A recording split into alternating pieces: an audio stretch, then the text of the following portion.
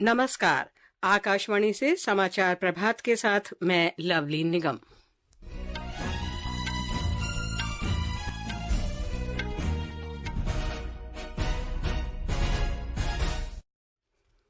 बिहार विधानसभा चुनाव के पहले चरण के लिए प्रचार अभियान अंतिम दौर में। प्रधानमंत्री नरेंद्र मोदी आज कई रैलियों को संबोधित करेंगे। कांग्रेस नेता राहुल गांधी और राष्ट्रीय जनता दल नेता तेजस्वी यादव भी सभाएं करेंगे। राष्ट्रपति द्रौपदी मुर्मू आज से उत्तराखंड के 3 दिन के दौरे पर। इसरो आज शाम देश के सबसे भारी संचार उपग्रह CMS-03 का प्रक्षेपण करेगा। 2 सप्ताह का भारत पर्व गुजरात के एकता नगर में शुरू हुआ। आकाशवाणी संगीत सम्मेलन का 67वां संस्करण आज दिल्ली, मुंबई और कोलकाता में शास्त्रीय संगीत कार्यक्रम के साथ शुरू होगा। 29 नवंबर तक 24 शहरों में कार्यक्रम आयोजित होंगे। ICC महिला एक दिवसीय क्रिकेट विश्व कप के फाइनल में आज भारत का मुकाबला दक्षिण अफ्रीका से और भारत और ऑस्ट्रेलिया के बीच तीसरा T20 अंतर्राष्ट्रीय क्रिकेट मैच आज होबार्ट में खेला जाएगा। अब समाचार विस्तार से। बिहार विधानसभा चुनाव प्रचार के अंतिम चरण में पहुंचने के साथ ही राज्य में चुनावी सरगर्मियां तेज हो गई हैं। सभी पार्टियों के शीर्ष नेता पूरे राज्य भर में रैलियां कर रहे हैं। हमारे संवाददाता ने बताया है कि प्रधानमंत्री और भारतीय जनता पार्टी के वरिष्ठ नेता नरेंद्र मोदी आज कई रैलियों को संबोधित करेंगे। बिहार विधानसभा चुनाव के पहले चरण के लिए चुनाव प्रचार चरम पर पहुंच गया है। आज भारतीय जनता पार्टी के वरिष्ठ नेता और प्रधानमंत्री नरेंद्र मोदी भोजपुर जिले के आरा और नवादा में चुनावी जनसभाओं को संबोधित करेंगे। श्री मोदी आज शाम 5 बजे से राजधानी पटना में दिनकर गोलंबर से गांधी मैदान तक रोड शो भी करेंगे। प्रधानमंत्री नरेंद्र मोदी गुरु गोविंद सिंह जी महाराज की जन्मस्थली तख्त श्री हरिमंदिर साहब में आज शाम मत्था टेकने भी जाएंगे। इधर कांग्रेस के वरिष्ठ नेता राहुल गांधी बेगूसराय और खगड़िया में जनसभाओं को संबोधित करेंगे। महागठबंधन के मुख्यमंत्री पद के उम्मीदवार तेजस्वी प्रसाद यादव आज नालंदा, शेखपुरा, लखीसराय, मुंगेर, बेगूसराय, पटना, वैशाली और सारण जिले में 17 जनसभाओं को संबोधित करेंगे। इसी तरह अन्य दलों के वरिष्ठ नेता और स्टार प्रचारक भी कई स्थानों पर जनसभाओं को संबोधित करेंगे। इधर पटना जिले के मोकामा विधानसभा क्षेत्र में चुनावी हिंसा और जन सुराज पार्टी के एक समर्थक की हत्या के मामले में पुलिस ने देर रात जनता दल यूनाइटेड के प्रत्याशी अनंत सिंह सहित 3 लोगों को गिरफ्तार किया है। धर्मेंद्र कुमार राय, आकाशवाणी समाचार, पटना। प्रधानमंत्री नरेंद्र मोदी ने कहा है कि शीघ्र ही छत्तीसगढ़ समेत देश के हर हिस्से में माओवादी हिंसा समाप्त हो जाएगी। रायपुर में छत्तीसगढ़ रजत जयंती समारोह में प्रधानमंत्री ने कहा कि छत्तीसगढ़ के बस्तर जैसे क्षेत्रों में अब परिवर्तन नजर आ रहा है। 2014 में जब आपने हमें अवसर दिया तो हमने भारत को माओवादी आतंक से मुक्ति दिलाने का संकल्प लिया और अब 125 जिलों में से सिर्फ 3 जिले बचे हैं। लेकिन मैं देशवासियों को गारंटी देता हूं, वो दिन दूर नहीं जब हमारा छत्तीसगढ़, हमारा हिंदुस्तान माओवादी आतंक से पूरी तरह मुक्त हो जाएगा। इस अवसर पर प्रधानमंत्री ने 14,000 करोड़ रुपए से अधिक की विकास परियोजनाओं का लोकार्पण और शिलान्यास किया। ये परियोजनाएं मुख्य रूप से सड़क, उद्योग, स्वास्थ्य सेवा और ऊर्जा क्षेत्र से संबंधित हैं। राष्ट्रपति द्रौपदी मुर्मू आज 3 दिन के लिए उत्तराखंड जाएंगी। राष्ट्रपति आज हरिद्वार में पतंजलि विश्वविद्यालय के दूसरे दीक्षांत समारोह में शामिल होंगी। राष्ट्रपति मुर्मू कल उत्तराखंड राज्य की रजत जयंती पर देहरादून में विधानसभा को संबोधित करेंगी। बाद में वो नैनीताल में राजभवन की स्थापना के 125 वर्ष पूरे होने के अवसर पर एक समारोह में भी शामिल होंगी। मंगलवार को राष्ट्रपति कैंची धाम में नीम करोली बाबा के आश्रम जाएंगी। इसके बाद वो नैनीताल में कुमाऊं विश्वविद्यालय के 20वें दीक्षांत समारोह में भी शामिल होंगी। भारतीय अंतरिक्ष अनुसंधान संगठन इसरो आज शाम 5:26 पर देश के सबसे भारी संचार उपग्रह CMS-03 का प्रक्षेपण करेगा। ये प्रक्षेपण आंध्र प्रदेश की श्रीहरिकोटा स्थित सतीश धवन अंतरिक्ष केंद्र से किया जाएगा। एक रिपोर्ट। CMS-03 एक बहुबैंड सैन्य संचार उपग्रह है जिसे GSAT-7R के नाम से भी जाना जाता है। इसे देश के सबसे शक्तिशाली प्रक्षेपण यान मार्क 3 से प्रक्षेपित किया जाएगा। इसरो ने कहा है कि ये उपग्रह भारतीय भूभाग सहित समुद्री क्षेत्र में विस्तृत सेवाएं प्रदान करेगा। LVM-3 रॉकेट भारत का सबसे भारी प्रक्षेपण यान है और 4000 किलोग्राम तक का भार अंतरिक्ष में ले जा सकता है। इसने चंद्रयान 3 जैसे चंद्रमा मिशनों का सफलतापूर्वक प्रक्षेपण किया है। CMS-03 उपग्रह से नौसेना के लिए कनेक्टिविटी को बढ़ावा मिलेगा। ये उच्च क्षमता वाली बैंडविड्थ भी प्रदान करता है जिससे दूरस्थ क्षेत्रों तक डिजिटल पहुंच में सुधार होगा। समाचार कक्ष से मैं मुकेश कुमार। प्रख्यात वैज्ञानिक अंकथी राजू को रक्षा अनुसंधान और विकास प्रयोगशाला हैदराबाद का निदेशक नियुक्त किया गया है। उन्होंने भारतीय प्रक्षेपास्त्र विकास प्रयोगशाला के निदेशक का भी पदभार ग्रहण किया है। पिछले 3 दशक में श्री राजू ने ठोस ईंधन डक्टेड रेमजेट प्रोपल्जन प्रणाली के सफल प्रदर्शन, मिसाइलों के लिए लिक्विड प्रोपल्जन प्रणालियों के डिजाइन और विकास में महत्वपूर्ण योगदान दिया है। नरेंद्र मोदी सरकार द्वारा विभिन्न क्षेत्रों में GST दर घटाने के बाद 22 सितंबर को शुरू हुए GST बचत उत्सव से देश भर में लोगों को लाभ हो रहा है।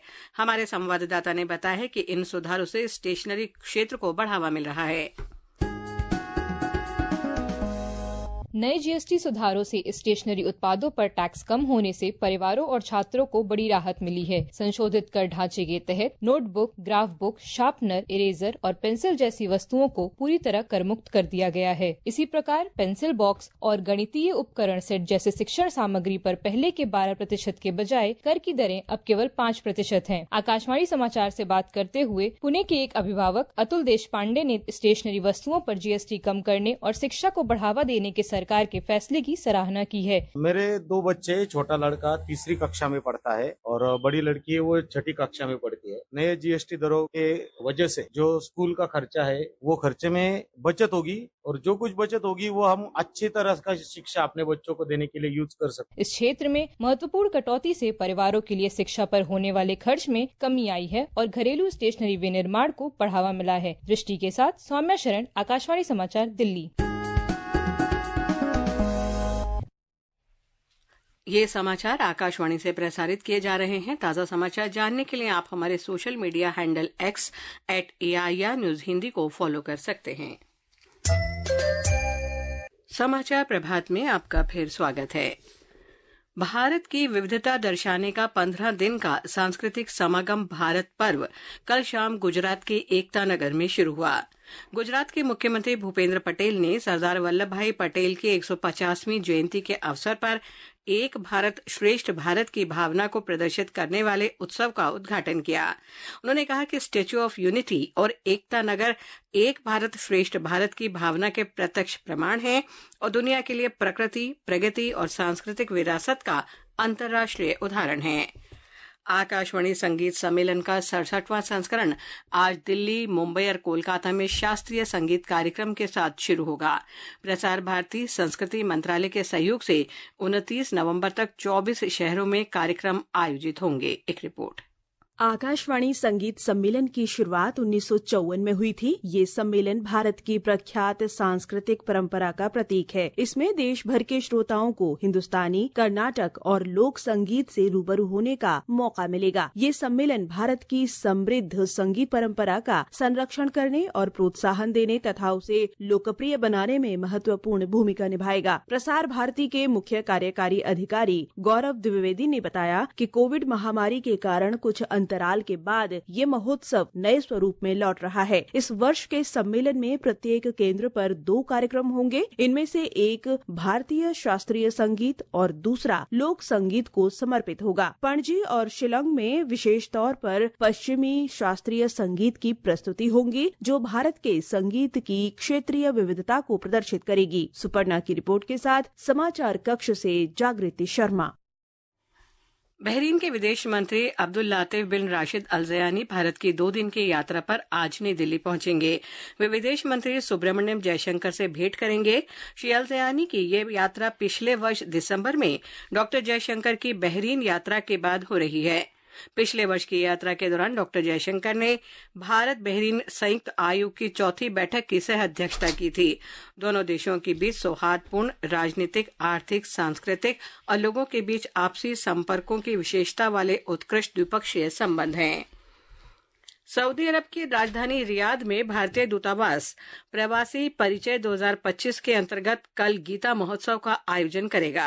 ये भारत की समृद्ध विरासत को प्रदर्शित करने वाला एक सांस्कृतिक उत्सव है। 28 अक्टूबर से शुरू हुए प्रवासी परिचय के तीसरे संस्करण में राज्य आधारित प्रदर्शनों, कला और संगीत के माध्यम से भारत की सांस्कृतिक विविधता का जश्न मनाया जा रहा है। प्रवासी परिचय का समापन गीता महोत्सव के साथ होगा, जो महाभारत की पृष्ठभूमि पर आधारित एक संगीत नाटक है। इसमें भगवत गीता के शाश्वत ज्ञान को दर्शाया जाएगा। और अब खेल खबरों के साथ हैं मुकेश कुमार बल। जी लवलीन, खेल खबरों की अगर बात करें तो आज क्रिकेट में भारतीय फैंस के लिए खास दिन है। आईसीसी महिला क्रिकेट विश्व कप के फाइनल में आज भारत का मुकाबला दक्षिण अफ्रीका से होगा। ये मैच नवी मुंबई के DY पाटिल स्टेडियम में दोपहर बाद 3 बजे से शुरू होगा। और अगर बात करें मेंस क्रिकेट की तो भारत और ऑस्ट्रेलिया के पुरुष टीमों के बीच तीसरा T20 मैच आज होबार्ट में खेला जाएगा। ये मुकाबला भारतीय समय के अनुसार दोपहर 1:45 बजे से शुरू होगा। 5 मैच की श्रृंखला में ऑस्ट्रेलिया 1-0 से आगे है और न्यूजीलैंड के केन विलियमसन ने T20 अंतर्राष्ट्रीय क्रिकेट से संन्यास की घोषणा की है। विलियमसन ने न्यूजीलैंड के लिए 93 T20 मैच खेले हैं। उधर दुबई के अल एन में पैराशूटिंग विश्व कप में महिलाओं के 10 मीटर एयर राइफल SH1 स्पर्धा में भारत की अवनी लैखरा ने स्वर्ण पदक अपने नाम किया है। व्यक्तिगत मुकाबले के फाइनल में आकाश ने स्वर्ण पदक और संदीप कुमार ने भी रजत पदक जीता। इन दोनों के साथ रुद्रांश खंडेलवाल ने टीम स्पर्धा में भारत को रजत पदक दिलाया। और अगर बात करें हॉकी की तो इंडियन ऑयल मुंबई ने रेलवेज दिल्ली को 2-1 से हराकर लगातार तीसरी बार और कुल मिलाकर 7वीं बार 42वीं Indian Oil Servo Surjeet hockey trophy जीत ली है। इसके अलावा भारत के अनुभवी टेनिस खिलाड़ी और 2 बार के grand slam champion Rohan Bopanna ने टेनिस से संन्यास की घोषणा की है। सोशल मीडिया पोस्ट के माध्यम से उन्होंने इसकी जानकारी दी। उधर जर्मनी में आयोजित high-low open super 500 badminton tournament में भारत की उन्नति हुडा महिला सिंगल्स के सेमीफाइनल में पहुंच गई हैं। सेमीफाइनल में उनका सामना शीर्ष वरीयता प्राप्त इंडोनेशिया की पुत्री कुसुमा वरदानी से होगा। जी लवलीन, खेल खबरों में बस आज इतना ही। धन्यवाद मुकेश। परमवीर चक्र विजेता निर्मलजीत सिंह सेखों को समर्पित पहली वायुसेना मैराथन आज राष्ट्रीय राजधानी में आयोजित की जा रही है। इसमें 10,000 से अधिक प्रतिभागी शामिल हो रहे हैं। मौसम विभाग ने आज अंडमान और निकोबार द्वीप समूह में तेज बारिश और गरज के साथ आंधी आने का अनुमान व्यक्त किया है। गुजरात और मध्य प्रदेश के कुछ हिस्सों में दिन में गरज के साथ छींटे पड़ने और बिजली गिरने की आशंका है। और अब आज के समाचार पत्रों की सुर्खियों के साथ हैं फरहत नाज। धन्यवाद लवलीन। अखबारों ने आज अलग अलग खबरों को प्रमुखता दी है। दैनिक जागरण की पहली खबर है, अब घर बैठे अपडेट कर सकेंगे आधार, केंद्र पर जाने से मिलेगी मुक्ति। पत्र ने आधार को अपडेट करने के विभिन्न चरण को विस्तार से बताया है। त्योहारी खरीदारी ने भरी सरकार की झोली, गाड़ियों की बिक्री और UPI लेन देन में भी जबरदस्त उछाल अमर उजाला में है। पत्र लिखता है, ऑटो सेक्टर ने बाजार में रफ्तार भरी। राष्ट्रीय राजधानी में बढ़ते प्रदूषण से निपटने के लिए उठाया गया कदम, दिल्ली की सीमाओं से 250 से अधिक वाहनों को लौटाया, जनसत्ता में है। देश के सभी स्कूलों से हटेंगी जहरीली एस्बेस्टस की छतें। अमर उजाला ने NGT के इस महत्वपूर्ण फैसले को देते हुए लिखा है कि इससे निकलने वाले रेशे फेफड़ों के लिए जानलेवा होते हैं। राजस्थान पत्रिका ने मौसम विभाग के इस अनुमान को दिया है कि इस महीने पहले से ज्यादा ठंडे रहेंगे दिन। पत्र को लगता है कि नवंबर की सर्दी पर लानीना और पश्चिमी विक्षोभ का असर रहेगा। दैनिक भास्कर ने परीक्षा में बड़े बदलाव शीर्षक से लिखा है, JEE मेन 2026 में पहली बार कैलकुलेटर चला सकेंगे, लाइव फोटो और आधार लिंक जरूरी। पत्र ने कुछ प्रमुख बदलाव की भी जानकारी दी है। नवभारत टाइम्स ने देवउठान एकादशी के शुभ मुहूर्त पर आज दिल्ली NCR में 34,000 शादियां होने पर लिखा है, बैंड बाजा बेगा डे लेकिन जाम से बचकर निकलें। लखनऊ के जायकों की लज्जत का दुनिया बेडंका, जनसत्ता ने इसे उपलब्धि बताया है। धन्यवाद फरत। अंत में मुख्य समाचार एक बार फिर। बिहार विधानसभा चुनाव के पहले चरण के लिए प्रचार अभियान अंतिम दौर में। प्रधानमंत्री नरेंद्र मोदी आज कई रैलियों को संबोधित करेंगे। कांग्रेस नेता राहुल गांधी और राष्ट्रीय जनता दल नेता तेजस्वी यादव भी सभाएं करेंगे। राष्ट्रपति द्रौपदी मुर्मू आज से उत्तराखंड के 3 दिन के दौरे पर। इसरो आज शाम देश के सबसे भारी संचार उपग्रह CMS-03 का प्रक्षेपण करेगा। 2 सप्ताह का भारत पर्व गुजरात के एकता नगर में शुरू हुआ। आकाशवाणी संगीत सम्मेलन का 67 67वां संस्करण आज दिल्ली, मुंबई और कोलकाता में शास्त्रीय संगीत कार्यक्रम के साथ शुरू होगा। आईसीसी महिला एक दिवसीय क्रिकेट विश्व कप के फाइनल में आज भारत का मुकाबला दक्षिण अफ्रीका से। इसके साथ ही समाचार प्रभात का ये अंक समाप्त हुआ। नमस्कार।